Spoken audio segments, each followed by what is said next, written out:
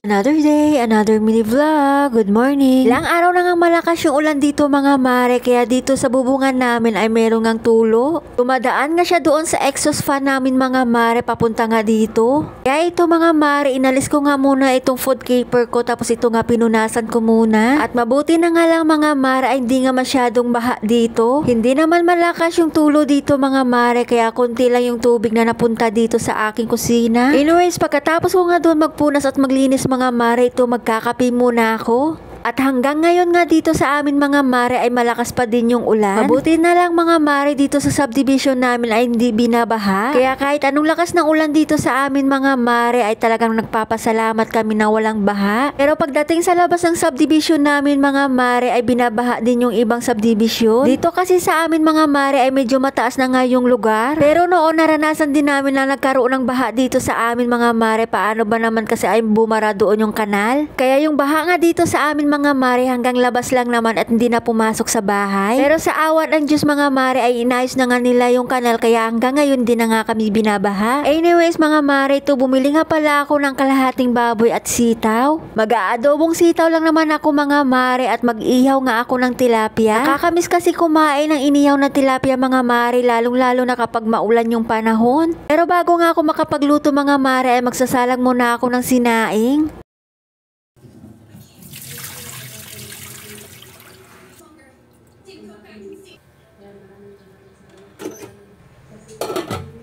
Mag-uumpisa na rin pala ako sa pagluto ng adobong sitaw mga mare, kaya ito binuksan ko na nga yung kalan. Kung napapansin nyo nga yung ihawan ko dyan mga mare, nag-ihaw nga ako ng barbecue ay hindi ko pa nga nahugasan. Para isang hugasan na lang mga mare ay gagamitin ko muna siya. Ito, nag-isa muna ako ng sibuyas at bawang mga mare pagkatapos nga itong gold. Kahit napakamahal nga ng kamatis mga mare ay talagang naglagay pa talaga ako sa aking adobong sitaw. Kapag nagluluto kasi ako ng adobong sitaw mga mare, hindi talaga mawawala itong kamatis. Kahit sa sobrang mahal pa naman yan mga mare, kahit isang piraso lang ay pwede nating bilhin.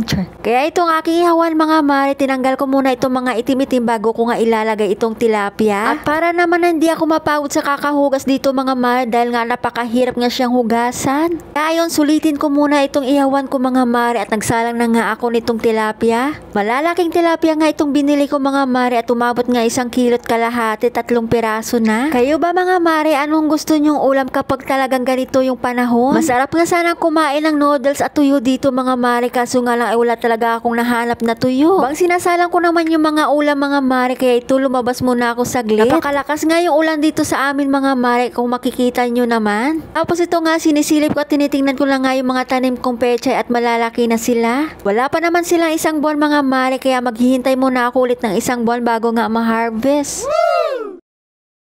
Maya nga lang ay binalikan ko na nga itong adobong sitaw ko mga mare at paluto na din. At 2 tilapia lang pala yung inihaw ko dyan mga mare, para yung isa mamayang gabi. At hindi na nga ako nakapagmukbang dyan sa harap nyo mga mare. Paano ba naman nandito si Jowa at 1 tilapia lang yung kinain namin? O siya, hanggang dito na muna yung aking mini vlog mga mare at salamat sa pagsama. Yun lang.